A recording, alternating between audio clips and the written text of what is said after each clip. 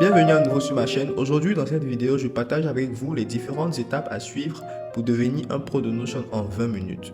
Sans plus tarder, on démarre. Alors, c'est quoi Notion? Notion, c'est un outil pour planifier, organiser et collaborer pour presque tout. C'est super flexible. Et vous pouvez l'utiliser également pour capturer des idées partout sur le web, créer des notes, stocker des informations, traquer vos projets et pour bien d'autres choses encore. Il ne faut aucune expérience en coding pour pouvoir utiliser l'outil. Notion vous met à disposition des blocs de contenu que vous pouvez utiliser pour créer tout ce que vous souhaitez, pour mieux organiser votre vie professionnelle et personnelle. À la fin de cette vidéo, vous serez un pro de Notion. Cette vidéo sera divisée en 3 parties. On aura la partie débutant, intermédiaire et avancé. Et pour chaque partie, vous allez découvrir les différentes fonctionnalités que vous devriez connaître. Donc, on démarre pour la partie débutant.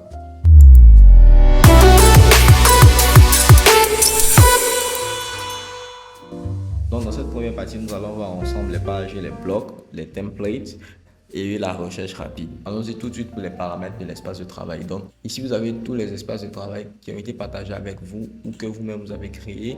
Vous avez la fonctionnalité de recherche qui vous permet de rechercher une page directement dans Notion. Vous pouvez voir les paramètres de votre compte. Donc, on a les paramètres de notification, on a les paramètres de compte. Vous pouvez changer votre photo et ainsi de suite. Les paramètres de notification, changer le thème, si vous voulez mettre le thème en sombre ou bien en clair, ainsi de suite. Vous pouvez vérifier toutes vos connexions, les intégrations qui ont été faites avec votre Notion.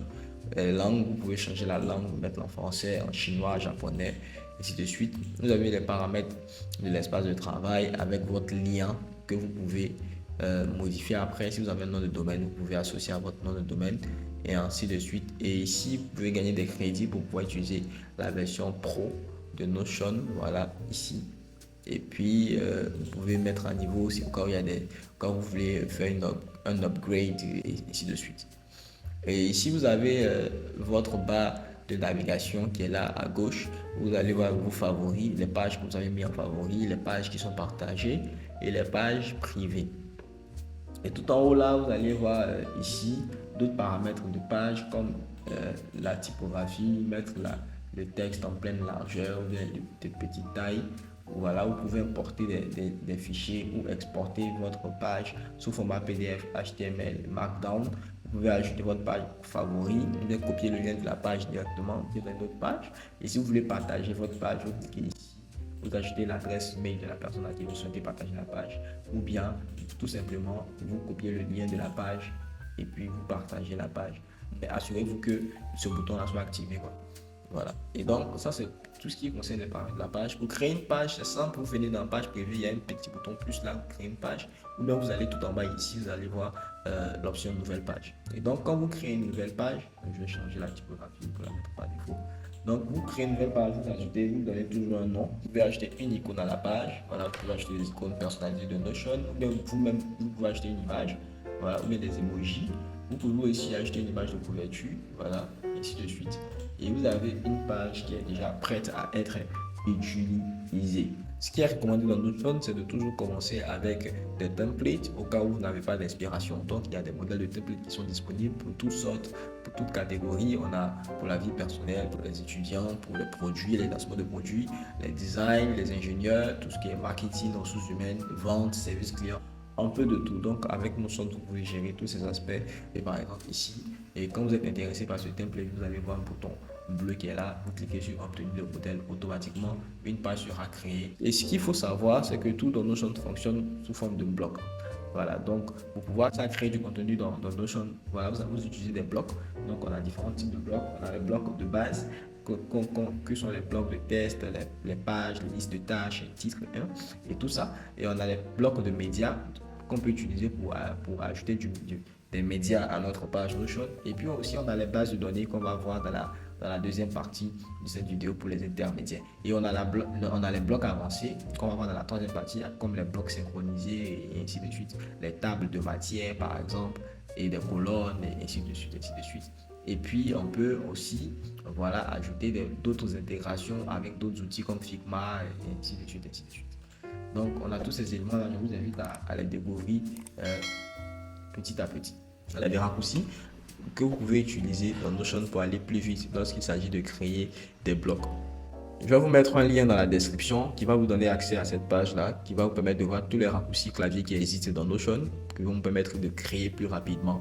Donc, on a toutes sortes de raccourcis, les raccourcis pour les mettre en forme du contenu, les raccourcis pour modifier ou déplacer des blocs, les raccourcis pour des commandes, ainsi de suite. Donc, je vous mets ça dans la description.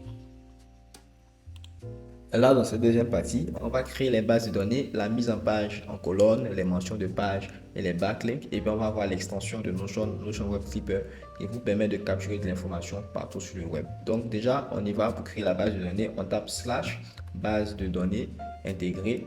Voilà. Quand vous créez une base de données, vous lui donnez un nom. Donc là, on met Pro Notion. Voilà. Et pour une question d'esthétisme, on va mettre notre base de données dans un encadré. Voilà, pour garder nos informations là, dans un encadré. Ça permet en fait de facilement déplacer la base de données pour de meilleures mises en page. Et donc, on va changer la couleur. Voilà, on va mettre la couleur, on va mettre notre page en pleine largeur. Voilà, automatiquement, vous avez notre base de données qui est là. Ici, on va lui donner un nom à l'encadré Pro de Notion. Là, comme ça, on pourra venir masquer en fait le nom de la base de données pour garder en fait notre base de données plus simple et jolie à voir. Et donc, dans une base de données, on a des colonnes. Les colonnes vont représenter des propriétés qu'on peut ajouter à notre base de données. Ça peut être différents types de propriétés que vous avez là sur la liste. On peut avoir du texte, des nombres, des sélections, des dates, des états de progression, des cases à cocher, par exemple. Voilà, si ça a été fait ou bien pas été fait.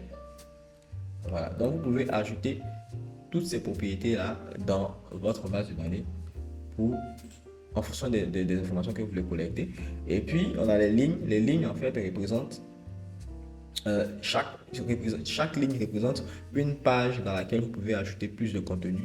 Et au bas de la base de données, ici, on a des paramètres qui nous permettent de calculer certaines informations et ainsi de suite. Et après, on a les paramètres de la base de données.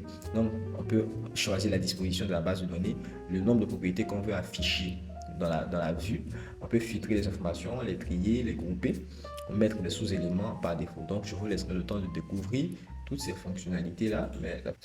Dans une base de données, on a les vues. Les vues, il existe pour le moment 6 façons de pouvoir visualiser une base de données. On a la vue normale, donc vous allez dans les paramètres de la base de données. La vue normale, c'est la vue en table, voilà, comme ça. On a la vue en Kanban, en colonne. On a la vue en chronologie. On a la vue sous forme de liste. On a la vue sous forme de calendrier et on a la vue sous forme de galerie. Donc, quand je clique sur chaque vue, vous allez voir que la base de données change en termes de vue. Et donc, c'est la manière de pouvoir visualiser chaque fois les informations. On peut les visualiser sous forme de Kanban, sous forme de chronologie, sous forme de liste, sous forme de calendrier et sous forme de galerie. Comme on le souhaite. Donc ces vues là, en fait, là, vont nous permettre, ces vues peuvent être personnalisées, voilà, grâce aux paramètres en fonction de la manière de. Donc dans chaque vue, il y a des paramètres que vous allez voir tout en bas là, qui vont permettre de pouvoir utiliser les informations comme vous le souhaitez. Dans chaque vue, vous pouvez sélectionner les propriétés qui vont être visibles. Vous pouvez exploiter les informations grâce aux options de filtre. Ici, dans la base de données, on a les options de filtre, les options de tri. Donc, vous pouvez trier les informations, les filtrer en fonction d'une propriété bien spécifique. Donc, amusez-vous à manipuler les différentes options des bases de données pour percer le mystère. Voilà. Et vous serez capable de créer n'importe quelle base de données que vous souhaitez avoir dans Notion. Vous avez d'autres fonctionnalités, par exemple, on va ouvrir cette page. Voilà, ouvrir. Voilà, on va l'ouvrir en pleine largeur. Et puis, vous pouvez, par exemple, faire option. Le arrobas et vous pouvez par exemple ajouter une date ou bien des rappels. Vous pouvez ajouter des personnes sur la page ou bien faire des liens vers d'autres pages. Par exemple, on va créer un lien vers la page B et automatiquement quand on va aller dans la page B, vous allez voir, on met automatiquement un lien entrant et on peut savoir en fait quelle page, dans quelle page a été mentionnée notre page qui est là. C'est une fonctionnalité qui est très importante pour se retrouver facilement dans les pages. Vous pouvez inviter aussi des utilisateurs spécifiques de Notion pour collaborer avec vous dans Notion avec les liens de partage ici. Donc vous pouvez partager pour le web et puis voilà, ajouter le mail, ajouter les personnes que vous souhaitez et puis c'est tout quoi. Là on va avoir l'extension Notion Web Clipper. Là, vous avez le Web Clipper. Le Web Clipper, en fait, va vous permettre de pouvoir capturer de l'information partout sur le web et l'enregistrer directement dans Notion. Donc, il apparaît sous forme d'extension, comme ici, vous pouvez le voir. Donc, il est là, Notion Web Clipper. Et en fait, là même, je peux clipper ça. Donc, Notion Web Clipper, je clique dessus. Automatiquement, cette page-là, qui s'appelle Centre d'aide Notion, sera sauvegardée, voilà, dans une page que je vais décider. Par exemple, je peux décider que ce soit dans telle page, mais je vais la mettre dans Content Capture. et puis je vais enregistrer. Voilà, automatiquement. Et une fois que je vais aller sur mon Notion et puis dans Content Capture, automatiquement, vous allez voir dans mon site Web Clipper Sended Notion. Voilà. Donc, automatiquement, c'est venu le 4 mars. Vous allez remarquer là, le 4 mars à 3h. C'est à 3h que je tourne ma vidéo. Et donc, vous allez voir que c'est là. Et toutes les informations qui sont présentes sur la page ici en question vont se retrouver directement dans mon Notion. Et donc, pour pouvoir installer le Notion Web Clipper, c'est tout simple. Vous allez sur Google. Voilà, et vous tapez Notion Web Clipper. Voilà, l'extension va apparaître. Notion Web Clipper for Chrome, Safari, Firefox, ainsi de suite. Et vous pourrez l'installer dans votre Chrome, ou bien dans votre Safari, ou bien dans votre Firefox. Ok.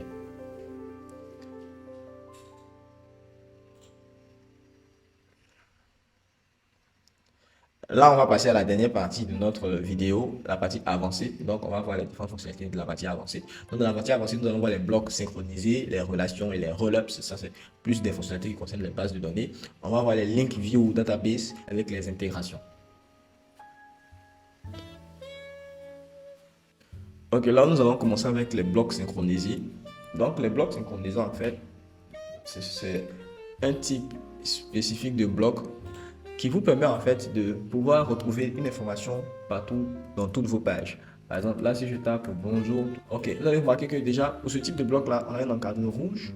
Donc ici, on a la version originale, mais on peut copier et synchroniser en fait ce bloc-là dans d'autres pages. Donc, on clique sur copier et synchroniser. On va par exemple sur la page qui est là. On va aller dans la page qui est là.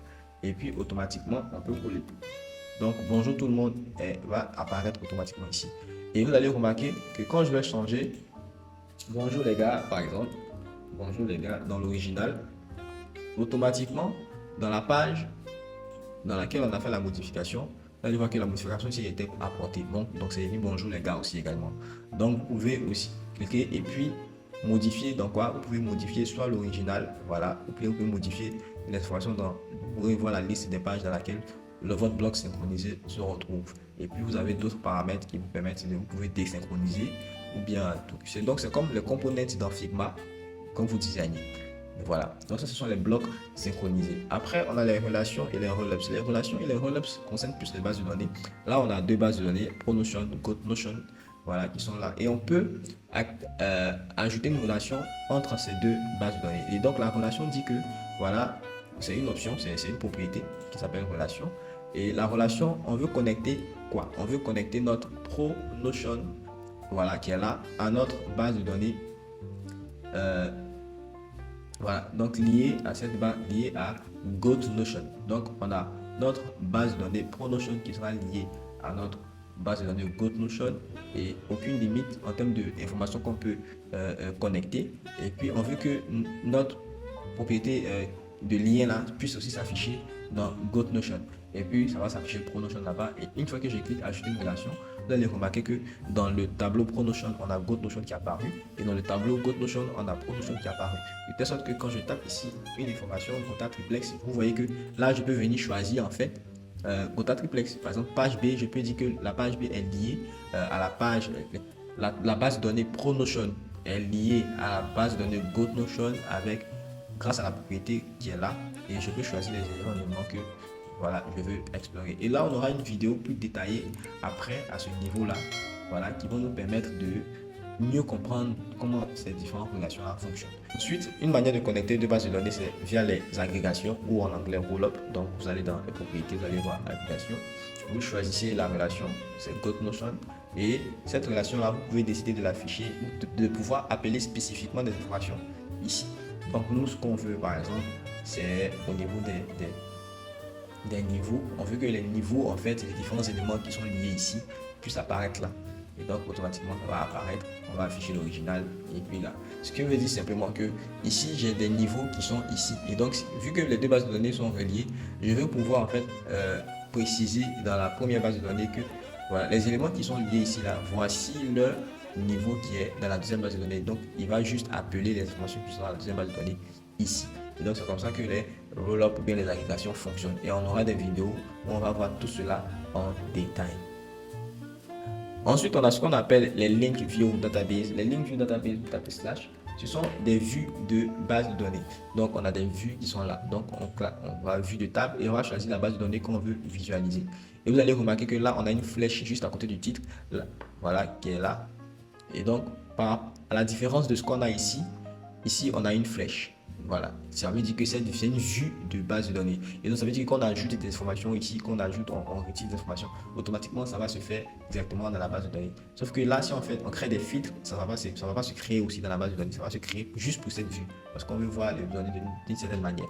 Et donc là, on va dans disposition table, on peut l'afficher sous forme de galerie, sous forme de chronologie, sous forme de Kanban, sous forme de calendrier également, ça dépend de vous. Donc là, on va l'afficher sous forme de galerie et on peut voir page A, page B, page C, ainsi de suite.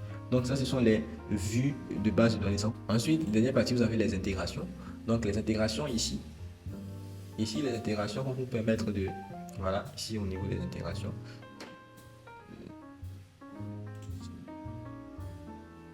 Donc ici, on a les intégrations. Les intégrations, en fait, ici, ajouter des connexions. Vous pouvez connecter votre Notion à plusieurs types d'applications. Vous pouvez connecter ça à des formulaires, à Slack, à d'autres types d'applications, et ainsi de suite. Vous pouvez gérer les connexions. Donc, par exemple, vous cliquez sur Tally. Voilà, vous dites que Tally pourra accéder à cette page. Là, moi, j'ai fait une intégration assez chouette, par exemple, que je vais vous montrer. Concernant ma communauté en ligne France of No Code. Donc ici, j'ai fait une intégration. Ici, vous avez tous les membres de ma communauté. J'ai fait une intégration de telle sorte que dès que les gens s'inscrivent, automatiquement, ils apparaissent dans ma base de données Notion. Comme ça, on peut mieux les suivre, mieux les accompagner dans leur développement et c'est assez intéressant. Cette page-là, elle est connectée en fait à mon formulaire Tally et Tally peut insérer du contenu dans cette page. Et donc, c'est un peu comme ça que ça fonctionne. On permet d'automatiser certains processus assez facilement, quoi. Alors merci d'avoir suivi ce tutoriel. Alors n'hésitez pas à vous abonner, à liker la page. J'ai plein d'autres astuces, d'autres choses à vous partager que j'utilise au quotidien. Et puis on va faire des séries de vidéos détaillées sur chaque partie qu'on a abordée en fait dans cette vidéo. Mais après cette vidéo, vous allez comprendre Notion comme un pro. Voilà, vous allez comprendre Notion comme un pro. Voilà, merci d'avoir regardé. N'hésitez pas à vous abonner, à mettre un like si vous avez aimé la vidéo. Et puis à rejoindre ma communauté, les liens sont dans la description pour qu'on puisse vous accompagner tout au long de votre aventure avec le Notion. Donc merci et puis on se dit à bientôt dans une prochaine vidéo.